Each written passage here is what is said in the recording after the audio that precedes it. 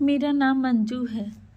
ये मेरी ज़िंदगी की एक दुख भरी कहानी है जिसे सुनकर आपकी आंखों में आंसू आ जाएंगे। मैं बंगले में अपनी मालकिन की खास नौकरानी थी। मेरी उम्र 32 साल थी और मेरे 3 बच्चे थे, 2 बेटे और 1 बेटी। लेकिन मेरी मालकिन, जहाँ पर मैं पिछले 7 सालों से नौकरी कर रही थी, उनके घर में कोई भी बच्चा नहीं था, जबकि मेरी मालकिन की शादी को 8 साल हो चुके थे। इन 8 सालों में उन्होंने ना जाने कितनी कोशिश कर ली थी। बड़े से बड़े डॉक्टर से इलाज कर कर लिया था और पंडित, तांत्रिक, बाबा, ना जाने किस किस को अपनी परेशानी के बारे में बताया था। फिर भी उनके पास औलाद नहीं आ सकी थी। शायद उनके भाग्य में अभी तक औलाद नहीं थी। मुझे मेरी मालकिन बहुत ज़्यादा प्यारी थी। मेरे मालिक और मालकिन के बीच लव मैरिज हुई थी। अपनी शादी के पूरे 1 साल बाद उन्होंने मुझे अपने घर में नौकरी पर रखा था। मैं उनकी सबसे भरोसेमंद नौकरानी साबित हुई थी, इसलिए वह अपनी हर अच्छी बुरी बात मुझसे शेयर करती थी। मुझसे उनका दुख देखा नहीं जाता था। मेरे मालिक को भी बच्चे बहुत अच्छे लगते थे। उनका कहना था कि चाहे कुछ भी हो जाए, उन्हें बच्चा ही चाहिए। दोनों पति पत्नी के बीच इतनी ज़्यादा मोहब्बत थी, लेकिन मालकिन के बच्चा ना होने की वजह से मालिक उनसे खफा खफा से रहने लगे थे और उनका कहना था कि मुझे तो सिर्फ बच्चा ही चाहिए, कुछ भी करके मुझे अपना खून चाहिए। मैं अपने माता पिता का इकलौता बेटा था। मेरे माता पिता के मरने के बाद मैं उनकी पीढ़ी को यहाँ तक लेकर आया हूँ। मैं चाहता हूँ कि मेरा भी अपना बच्चा हो और मेरे खानदान को आगे बढ़ाए। लेकिन अगर मेरा कोई बच्चा नहीं हुआ तो मेरा तो नाम यहीं तक ही खत्म हो जाएगा। मालिक को भी अपनी जायदाद का वारिस चाहिए था। काफ़ी लोगों ने उन्हें यह भी सजेशन दिया कि वह बच्चा अडॉप्ट कर लें, लेकिन मेरे मालिक का कहना था कि अपना खून अपना ही होता है और पराया पराया ही होता है। मेरे मालिक की जिद थी कि उन्हें अपना खून ही चाहिए था। मेरी मालकिन ने हर तरह से कोशिश करके देख ली थी लेकिन फिर भी वह प्रेग्नेंट नहीं हो पा रही थी। वो इस बात से बहुत ज़्यादा परेशान रहने लगी थी। उन्होंने जादू टोना भी करवा लिया था। सारी कोशिश से नाकाम होकर मालकिन खामोश होकर बैठ गई थी और मालिक का कहना था अगर उनका वारिस नहीं मिला तो वह दूसरी शादी कर लेंगे।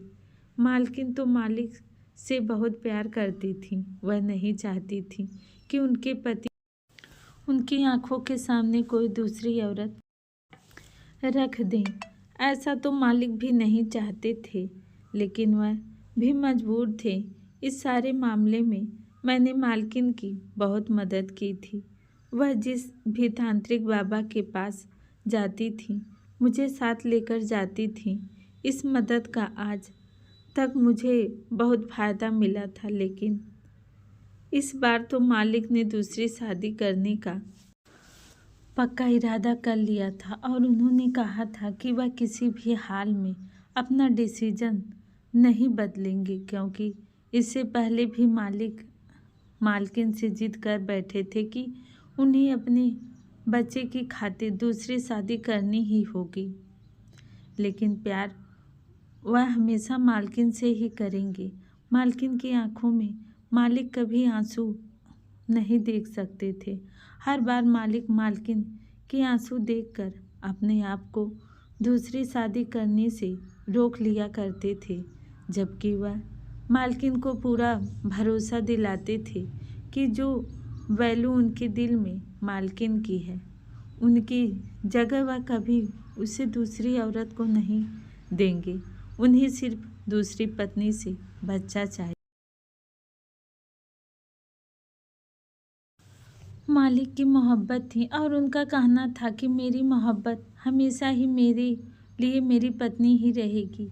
अब तो मालकिन की जान पर ही बन आई थी। अब तो कोई जादू टोना भी काम नहीं करने वाला था।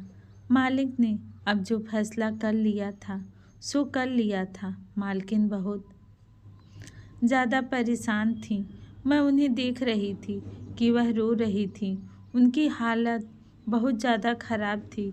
वो अपने कमरे में आँखों में आंसू लिए इधर-उधर चक्कर काट रही थीं। मैंने उनसे कहा कि मालकिन, आप परेशान मत हों, सब ठीक हो जाएगा, कुछ भी गलत नहीं होगा। तो उन्होंने कहा कि तुम्हें नहीं पता है अंजू, मैं अपने पति की दूसरी पत्नी को बर्दाश्त नहीं कर सकती। मैं नहीं चाहती कि एक ही घर में रहते हुए दूसरी सूरत पर मेरी सौतन आ जाए। मैं अपने पति से बहुत प्यार करती हूँ। मुझे नहीं पता था कि शादी के बाद भगवान मुझे औलाद नहीं देगा और इस वजह से मेरे पति के दिल में मेरे लिए मोहब्बत कम हो जाएगी, बल्कि ख़त्म ही हो जाएगी। मैंने मालकिन को तसल्ली दी और कहा कि ऐसा नहीं है मालिक आपसे बहुत प्यार करते हैं और वह मजबूरी में ही दूसरी शादी करना चाहते हैं। मालकिन कहने लगी, क्या तुम्हें पता है कि जब मेरे पति की दूसरी पत्नी इस घर में आ जाएगी और वह उन्हें बच्चा पैदा करके देगी तो उनके दिल में मेरे लिए जो बची खुची मोहब्बत है वह भी ख़त्म हो जाएगी, क्योंकि मैं तो उनका बच्चा नहीं दे सकती। वह औरत उनका बच्चा देगी तो मेरे पति उसी को और उसके बच्चे को ही ज़्यादा वैल्यू देंगे।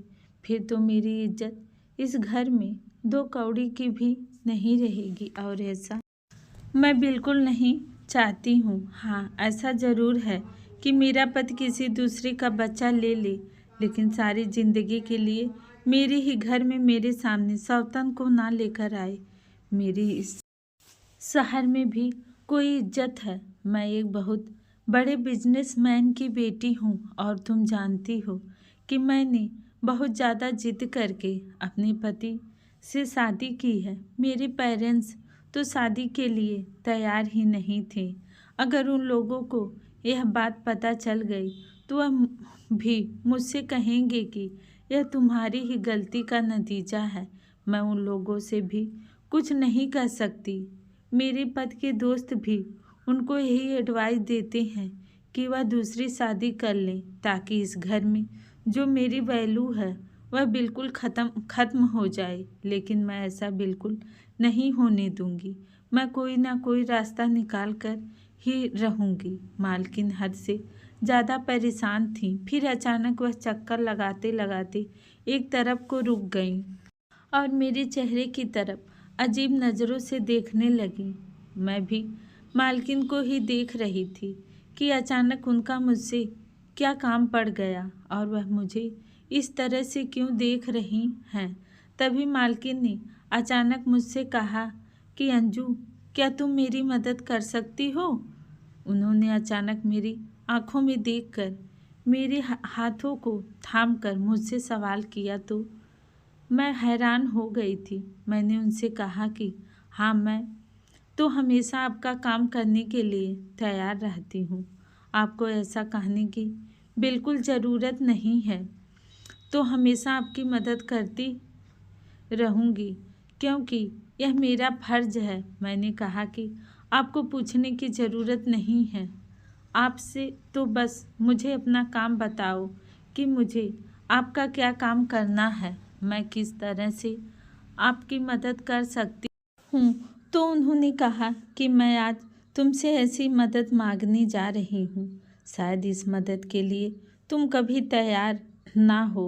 उनकी बात सुनकर मैं हैरान हो गई थी कि ऐसा आखिर कौन सा काम था और ऐसी कौन सी मदद थी जो मैं उनके लिए नहीं कर सकती थी। मैंने कहा कि मालकिन, मैं आपकी मदद हर तरह से करने की पूरी कोशिश करूंगी। कभी ऐसा नहीं हो सकता कि मैं आपकी मदद करने से इनकार कर दूं। आपने सोच भी कैसे लिया कि मैं आपको इनकार कर दूंगी? तो उन्होंने कहा कि जो बात अब मैं तुमसे कहने जा रही हूँ, शायद वह तुम्हारे लिए सुनना बहुत मुश्किल और करना भी बहुत मुश्किल होगा और तुम इनकार भी कर दोगी। उनकी बात सुनकर मुझे सच में बड़ी हैरानी हुई थी कि आखिर ऐसी कौन सी मदद थी जो वह मुझसे चाहती थी, लेकिन अगले ही पल उन्होंने मेरी आंखों में देखकर मुझसे ऐसी मदद मांग ली थी जिसे सुनकर मेरे पैरों तले से जमीन निकल गई थी। मालकिन की बात सुनकर एक पल के लिए मैं शॉक्ड रह गई थी। वो मेरे चेहरे के एक्सप्रेशन देख रही थी और समझ गई थी कि मैं कंफ्यूज हो गई हूँ। फिर मेरी तरफ देखकर कहने लगी, मैं जानती थी कि तुम मेरी मदद नहीं करोगी इस मामले में, क्योंकि यह बहुत मुश्किल है और कोई भी औरत इस काम को इतनी आसानी से नहीं करेगी। फिर मैंने कहा कि मालकिन, ऐसा कैसे हो सकता है, वह भी किसी को बिना बताए, और इस काम से जितना नुकसान मुझे होगा उससे कहीं ज़्यादा आपको भी होगा। मैं आपकी मदद कर दूंगी। लेकिन मैं सोच में पड़ गई थी। मुझे देखकर मालकिन ने कहा, तुम मेरी मदद करोगी तो मैं तुम्हें उसकी भारी कीमत दूंगी। मैं तुम्हें अपने इस काम के बदले पूरे 50 लाख रुपए दूंगी। 50 लाख की रकम के बारे में सुनकर मेरे तो होश ही उड़ गए थे। मैंने कभी जिंदगी में इतने ज़्यादा पैसे नहीं देखे थे। मेरी आंखों के सामने 50 लाख रुपए लहराने लगे थे, क्योंकि मैं बहुत ज़्यादा गरीब थी। मेरी शादी भी एक गरीब किसान के साथ हुई थी।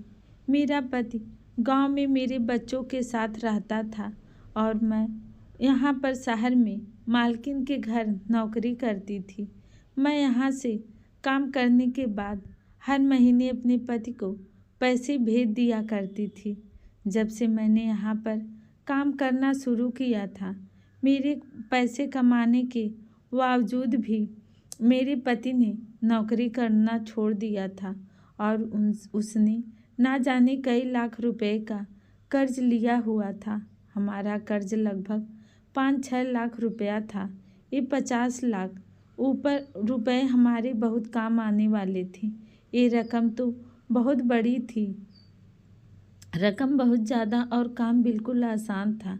मुझे इससे कोई फर्क नहीं पड़ता था, लेकिन मुझे डर था कि मेरा पति इसके लिए मुझे परमिशन देगा या नहीं।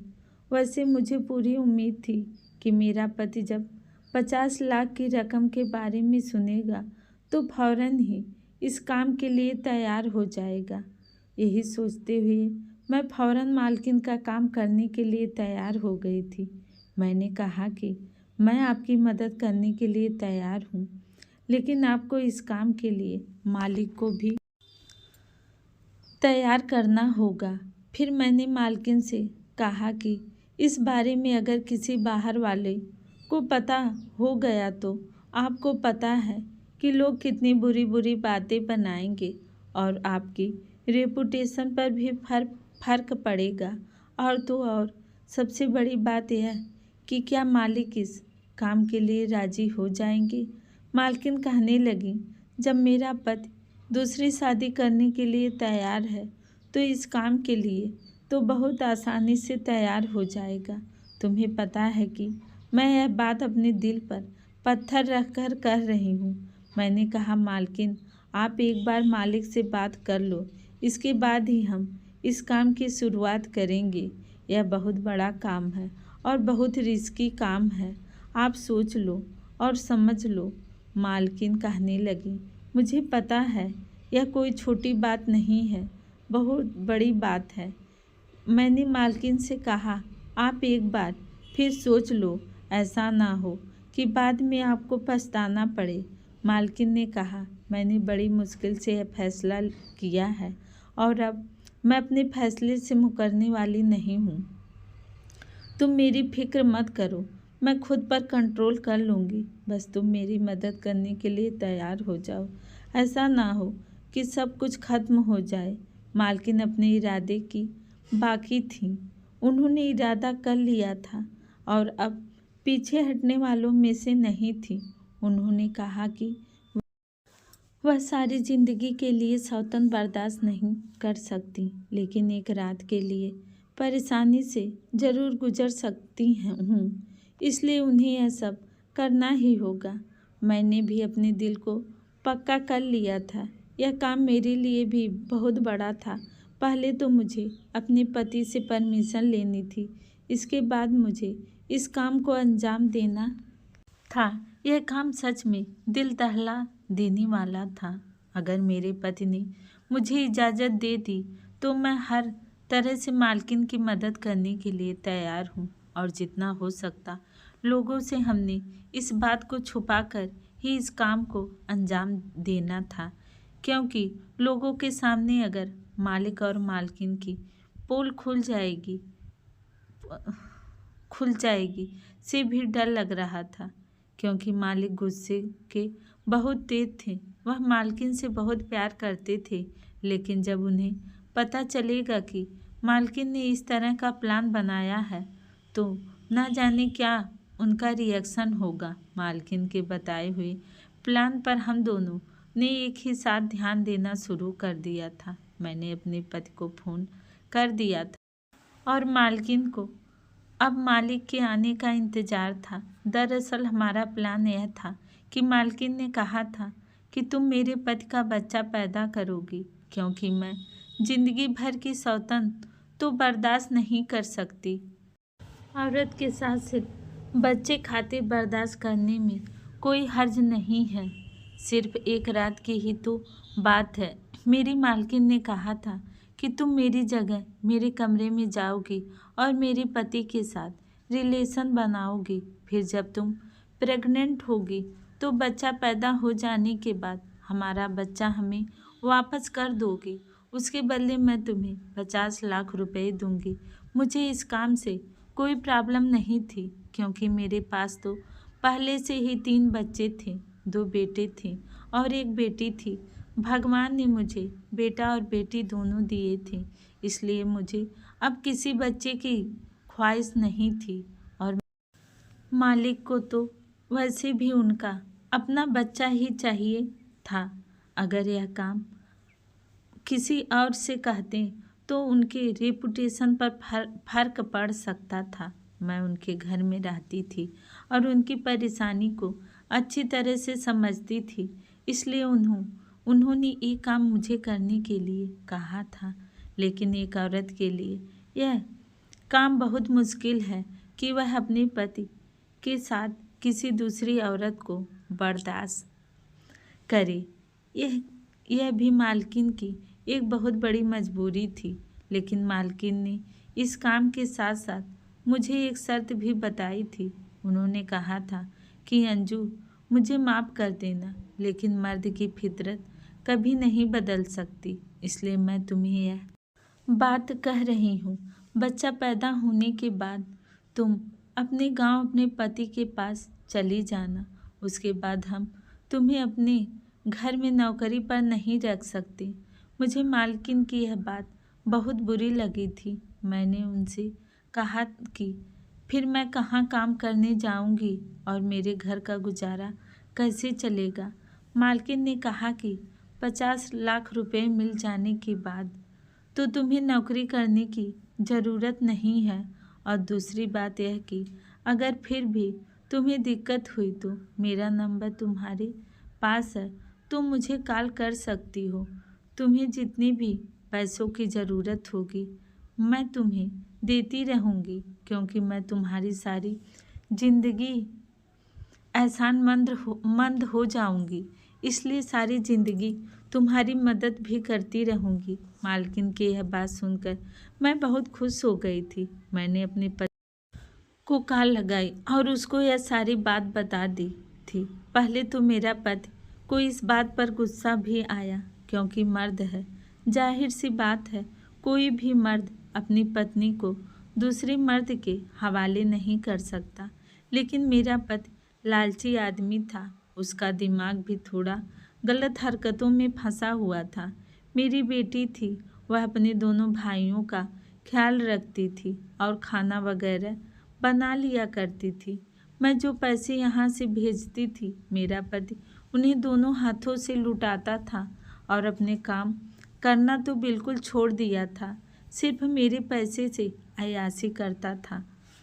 पहले वह किसान था और मेहनत मजदूरी से पैसे कमाता था, पर यह मैंने बहुत बड़ी गलती कर दी थी कि मैंने नौकरी करना शुरू कर दिया था। 50 लाख रुपए की रकम के बारे में सुनकर मेरे पति ने मुझे फौरन परमिशन दे दी थी और उसने कहा था कि मुझे कोई एतराज़ नहीं है, उसे तो सिर्फ पैसों से मतलब है।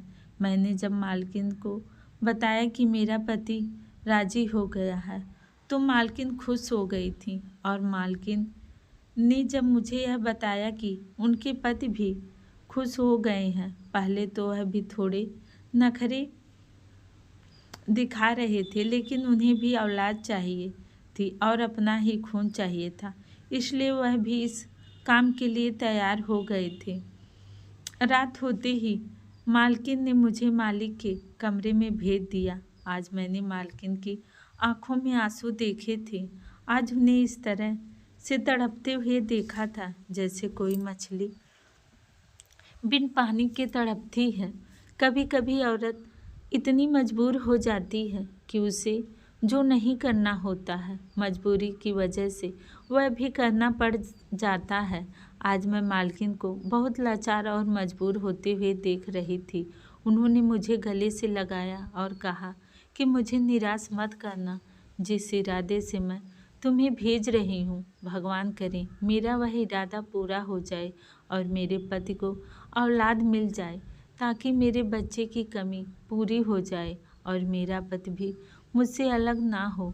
मैं मालकिन के कमरे में चली गई थी और मालकिन नींद की दवाई खाकर अपने कमरे में सोने के लिए चली गई थी और मालकिन नींद की दवाई खाकर अपने कमरे में सोने के लिए चली गई थी। वो रात शायद मालकिन के लिए कांटों पर गुजरी थी। जैसा हमने सोचा था वैसा ही हुआ था। हमें ज़्यादा इंतज़ार करने की ज़रूरत नहीं पड़ी थी और जल्दी ही मेरी तबीयत पहले दिनों से ख़राब रहने लगी थी। मालकिन ने मुझे शहर के सबसे अच्छे डॉक्टर के यहाँ दिखाया था। डॉक्टर ने मुझे गुड न्यूज़ सुना दी थी तो मालकिन और मालिक बहुत ज़्यादा खुश हो गए। मालकिन से ज़्यादा तो मालिक खुश थे। उनकी तो खुशी का ठिकाना ही नहीं था। पहली कामयाबी तो हमें मिल चुकी थी। भगवान ने हमें ज़्यादा इंतज़ार नहीं करवाया था। सारा रास्ता मेरी आंखों के सामने 50 लाख रुपए की रकम थी और इधर मैंने नोटिस किया था कि मालिक और मालकिन भी बहुत ज़्यादा खुश थे। उन दोनों की आंखों के सामने बच्चा घूम रहा था। अपने सारे रिश्तेदारों के सामने मालिक ने यह खबर फैला दी थी कि मालकिन प्रेग्नेंट हैं, क्योंकि किसी की कोख से नहीं बल्कि मेरी कोख से जन्म लेगा। मालिक के सारे रिश्तेदार भी बहुत खुश हो गए थे, क्योंकि मालिक भी यह नहीं चाहते थे कि वह दूसरी शादी करेंगे, तो मजबूर होकर ऐसा करने की कोशिश कर रहे थे। अगर मालिक को दूसरी शादी करनी होती तो वह काफ़ी सालों पहले ही कर चुके होते। लोग तो बच्चा ना हो तो 2-3 साल के बाद ही दूसरी शादी की तैयारी शुरू कर देते हैं। मालिक तो फिर भी मालिक थे और इतनी अमीर थे कि कोई भी औरत उनसे आसानी से शादी कर लेती। लेकिन अब की बार तो उन्होंने पक्का इरादा कर लिया था। जमाने के और रिश्तेदारों के दबाव में आकर वो दूसरी शादी के लिए तैयार हो गए थे। अब उन दोनों ने राहत की सांस ली थी, क्योंकि अब उनकी सालों पुरानी तमन्ना पूरी होने वाली थी। मालिक की खुशी देखकर तो मुझे एक लम्हे के लिए घबराहट हो गई थी। शुरू में मुझे लगा कि सब अच्छे से ही हो जाएगा, लेकिन पता नहीं क्यों जैसे जैसे दिन गुजरते जा रहे थे मेरी घबराहट बढ़ती जा रही थी। मैं परेशान थी और मालिक और मालकिन अपने बच्चे के आने के सपने देख रहे थे। वो दोनों पति पत्नी मेरा बहुत ख्याल रख रहे थे। मुझे बहुत अच्छा लग रहा था कि मैं उनके घर में रह रही थी और इतने सालों में मैं उन लोगों की सेवा कर रही। आज भगवान ने वह वक्त ला दिया था कि वह दोनों पति पत्नी मेरी इस तरह से सेवा कर रहे थे जैसे मैं इस घर की मालकिन हूँ और यह मेरे नौकर हैं।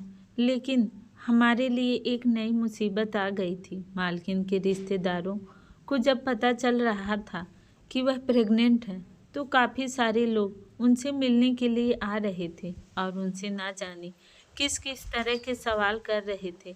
मालकिन तो प्रेग्नेंट नहीं थी, इसलिए उनके पास हर सवाल का जवाब नहीं होता था। वह कंफ्यूज हो जाती थी। इस बात से परेशान होकर मालिक ने कहा कि हमारा बंगले में रहना ठीक नहीं है।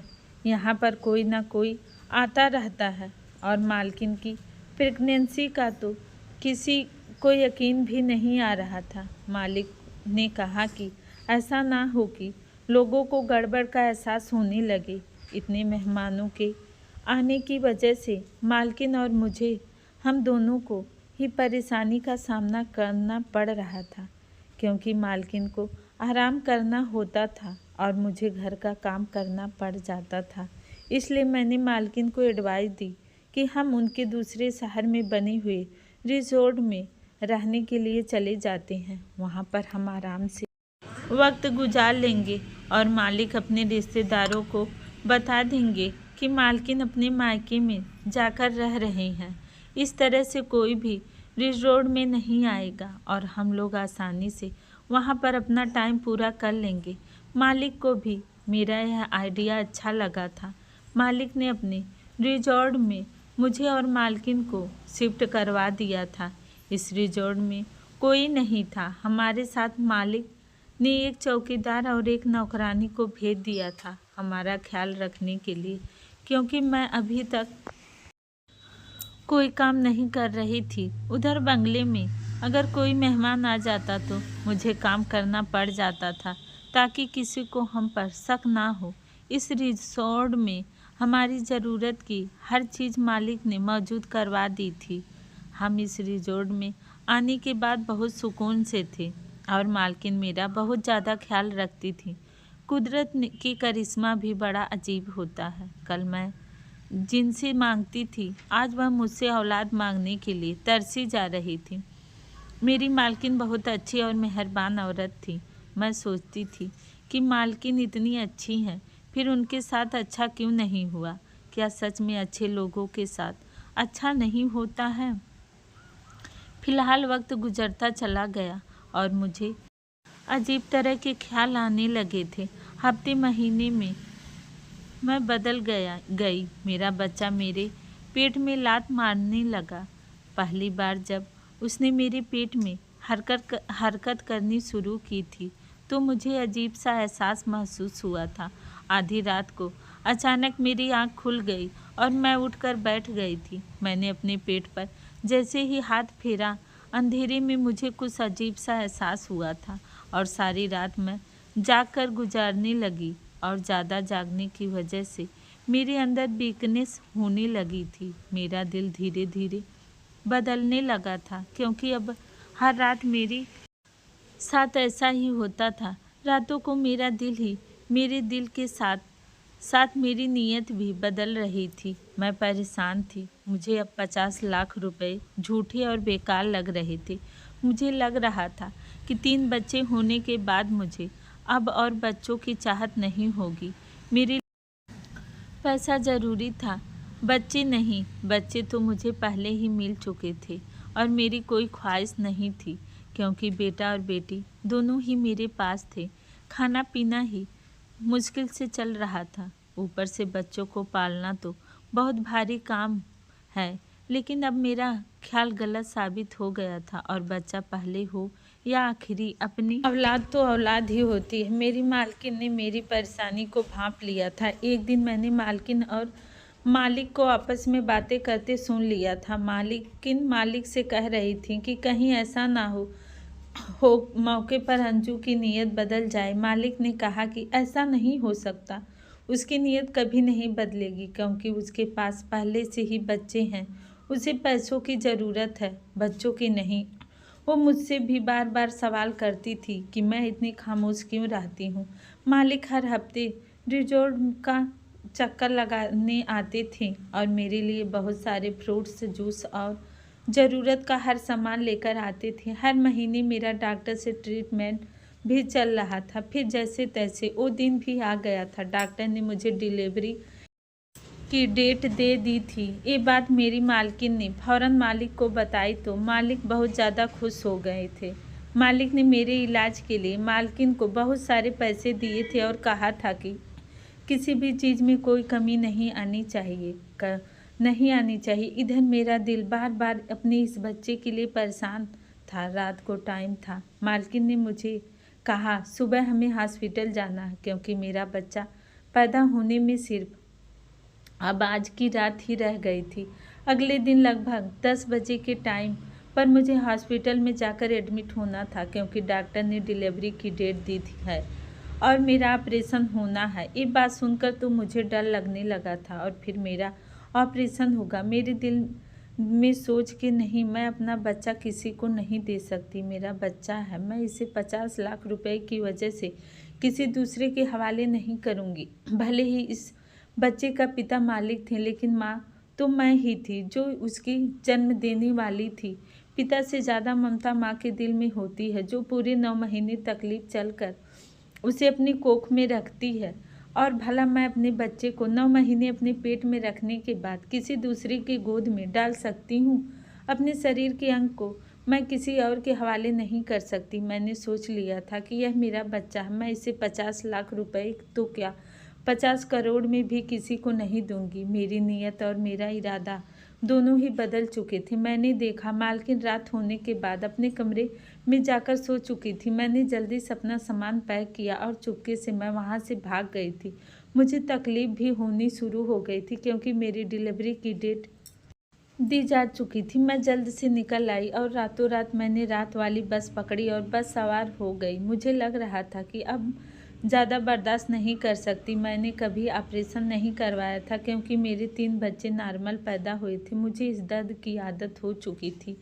मैं अपनी मालकिन और मालिक को बहुत बड़ा धोखा देकर वहाँ से भाग निकल आई थी क्योंकि मुझे अपना बच्चा चाहिए था और मैं इसे किसी और को नहीं दे सकती थी। पीछे मालिक और मालकिन का क्या हाल होगा, मैं इस बारे में सोचना भी नहीं चाहती थी। मुझे सिर्फ ख्याल था तो अपने बच्चे का, जिसे बचाना मेरी जिम्मेदारी थी। लगभग 6 घंटे का सफ़र तय करने के बाद मैं अपने गांव पहुंच गई थी, लेकिन अब मुझे दर्द तेज़ी से शुरू हो गया था। मैं अपने घर नहीं गई थी क्योंकि मेरा पति तो वहां 50 लाख की उम्मीद लगाए बैठा हुआ था। मेरे पति पर बहुत सारा कर्जा था और इन 9 महीने में उसने 50 लाख रुपए के ना जाने कितने सपने देख लिए थे। अगर मैं उसके पास चली जाती तो मुझे उम्मीद थी कि वह मुझे वापस मालकिन के पास ले जाएगा और उनसे पूरे पैसे वसूल हासिल कर लेगा। मेरा पति तो पहले ही बहुत लालची इंसान था। जो आदमी अपनी पत्नी को दूसरे मर्द के साथ 50 लाख रुपए के लिए बर्दाश्त कर सकता, वह कभी उसकी ममता को नहीं समझ सकता। और 50 लाख रुपए के बारे में सुनकर जितना वह खुश हुआ था उसकी खुशी के शब्दों में बयां नहीं कर सकती थी। सारा दिन वह सोचता रहता था कि जब 50 लाख रुपया आ जाएंगे तो मैं यह करूँगा, वह करूँगा, यह लाऊँगा, वह लाऊँगा। और ना जाने किस किस तरह की वह बातें करता था। उसे अपनी पत्नी और बच्चों से ज़्यादा पैसों से प्यार था। मैं गांव की खास दाई शारदा के पास चली गई। मेरी बाकी के बच्चे भी उसी औरत के ने पैदा किए थे। मैं शारदा के घर पर गई और ज़ोर ज़ोर से दरवाज़ा खटखटाया। गर्मियों की रात थी। मैं रात के 2 बजे के टाइम पर वहाँ से रवाना हुई थी और अभी सुबह 8 बजने वाले थे। गर्मियों में तो सब लोग जल्दी सोकर उठ जाते हैं। दाई या डॉक्टर को तो आदत होती है, कभी भी उनके पास पेशेंट आ जाए उसको हैंडल कर लेती हैं। दाई ने जैसे ही दरवाज़ा खोला और मुझे देखकर बड़ी हैरान हो गई और कहने लगी कि अब की बार तुम शुरुआत के ही दिनों में मेरे पास नहीं आई हो। तुम्हारे बच्चे तो काफ़ी बड़े हो गए हैं। तुमने काफ़ी सालों के बाद की पैदाइश के बारे में सोचा। मैंने कहा हो शायद भगवान की ही मर्जी थी। यह कहकर मैं खामोश हो गई थी। वो मुझसे और ज़्यादा बातें कर रही थी। मैंने उनसे कहा कि ज़्यादा बातों का टाइम नहीं है, मुझे दर्द हो रहा, मेरी डिलीवरी का टाइम आ गया है, इसलिए मैं आपके पास आई हूँ। मुझे मेरा बच्चा सही सलामत चाहिए। जल्दी मुझे मेरा बच्चा डिलीवर करके दे दो। मुझे बस पर यही परेशानी हो रही थी कि कहीं मालिक के आदमी यहाँ पर ना आ जाएं और मुझसे मेरा बच्चा ना छीन लें।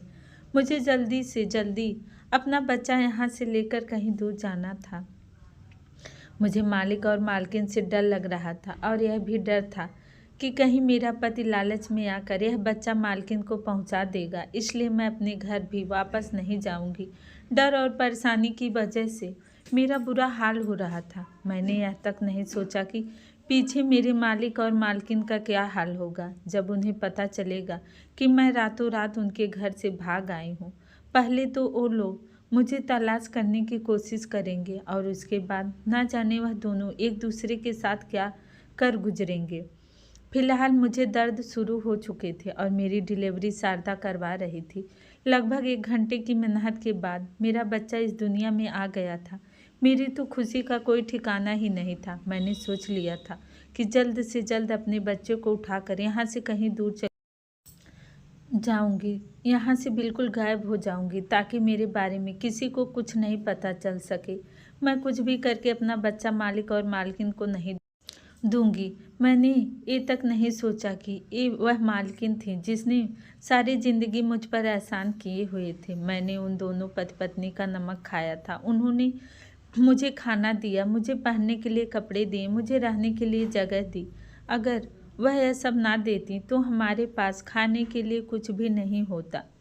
मैंने मालकिन की किसी अच्छी बात को याद नहीं किया और उन दोनों को बच्चे का सपना दिखाकर अचानक उनकी आंखों के सामने सारे सपने छीन लिए। उनकी ख्वाहिश पूरी होने के टाइम पर मैं उनकी सारी ख्वाहिशों को बिना पूरा किए ही वहाँ से भाग आई थी।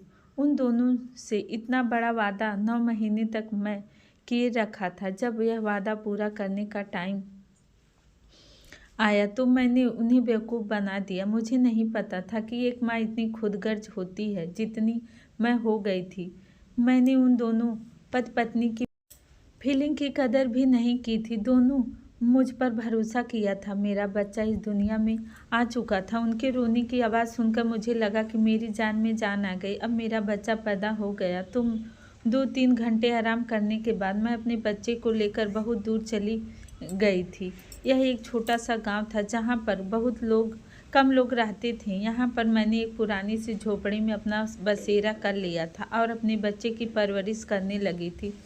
शायद मुझे मेरे पति और मालिक मालकिन ने ढूंढने की बहुत कोशिश की थी, लेकिन मैं इतनी दूर जा चुकी थी जहाँ के बारे में उन लोगों को कुछ पता ही नहीं चला।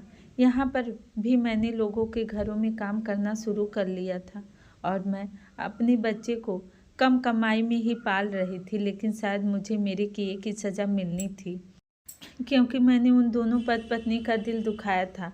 मुझे मेरे किए की सज़ा इस तरह से मिली कि एक दिन अचानक मेरी तबीयत खराब हो गई। गांव के ही लोगों ने मुझे विधवा समझकर मुझे सरकारी अस्पताल में भर्ती करवा दिया। वहां पर पता चला कि मुझे कैंसर जैसी बड़ी बीमारी है, पर मैं जब तक जी रही हूँ, न जाने किस दिन मेरी मौत आ जाए। मैंने अपनी यादों को ताज़ा करने के लिए अपनी ज़िंदगी की पूरी कहानी डायरी में लिखना शुरू कर दी ताकि जो गलती मैंने की है वह आगे कभी कोई औरत ना करे। मैं डायरी रोज़ लिखती थी। देखते ही देखते मेरा बेटा 15 साल का हो गया। मेरा बेटा बचपन में ही बहुत समझदार था क्योंकि मालिक भी बहुत समझदार और ईमानदार आदमी थे। वो हूबहू अपने पिता पर गया था। बस भगवान ने मेरे बेटे की परवरिश करने के लिए शायद मुझे 15 साल तक जिंदा रखा था। एक दिन ना जाने कैसे मेरे बेटे के हाथ वह डायरी लग गई। उसे मैं गांव के ही सरकारी स्कूल में फ्री में पढ़ा रही थी। मेरा बेटा पढ़ाई में बहुत अच्छा था, इसलिए वह पढ़ना लिखना जल्दी ही जान लिया था। मेरे बेटे ने मेरी डायरी पढ़ ली और उसे मेरी हकीकत के बारे में सब कुछ पता चल गया। जब उसने मुझसे इस बारे में सवाल किया तो मैं डर गई कि इसे कहाँ से पता चला।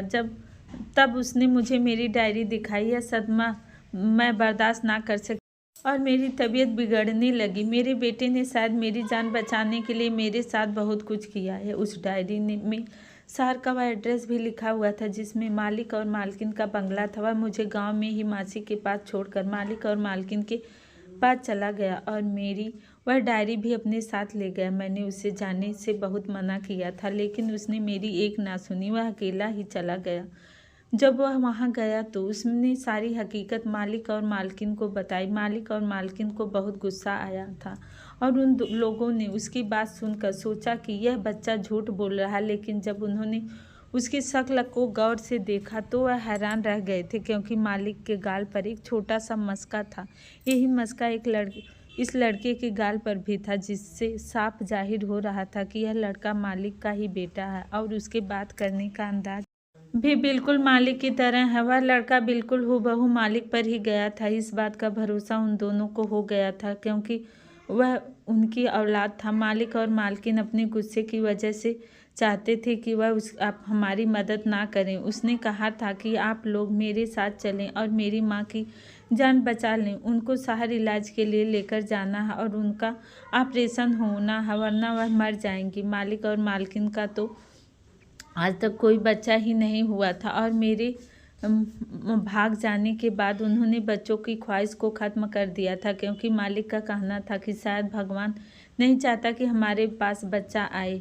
अब भगवान से बढ़कर तो कुछ नहीं है। ऐसा भी हो सकता है कि वह दूसरी शादी कर लें और उस औरत की भी नीयत बदल जाए। उनके घर की भरोसेमंद नौकरानी बदल गई। यही सब सोचते हुए उन्होंने औलाद का ख्याल दिल से निकाल दिया था, क्योंकि वह बेचारे तो मेरे भरोसे बैठे हुए थे। जब वह दोनों उस लड़के के साथ मुझसे मिलने आए तो मुझे देखकर उनकी पुरानी यादें ताज़ा हो गईं। फिलहाल उन्होंने मुझे इतना बीमारी में तड़पते हुए देखकर माफ़ तो कर दिया था, लेकिन उन्होंने मुझसे शिकायत जाहिर की कि तुमने हमारे साथ अच्छा नहीं किया था। तुम जानती थी हमने दुनिया वालों से झूठ बोला था। जब तुम भाग आई तो हमने लोगों से कहा कि हमारा बच्चा अस्पताल में पैदा हुआ था, लेकिन अस्पताल में ही किसी ने चोरी कर लिया था और उसका कुछ पता ना चल सका और फिर से बेऔलाद रह गए। हमें क्या पता था कि आज 15 साल बाद हम अपने बेटे को इस तरह से देखेंगे। मैंने मालिक और मालकिन से हाथ जोड़कर माफ़ी मांगी। उन लोगों ने मुझे माफ़ कर दिया और लोग मुझे शहर ले गए। वहाँ ले जाकर मेरा अस्पताल में ऑपरेशन करवाया। भगवान ने शायद मुझे ज़िंदगी दे दी थी। मेरी गलती तो बहुत बड़ी थी, जिसके लिए मुझे मौत मिलती वह भी कम थी, लेकिन मेरे बेटे की दुआओं और उसकी मेहनत का नतीजा था कि मैं बच गई। मेरे बच्चों की तलाश करने की बहुत कोशिश की।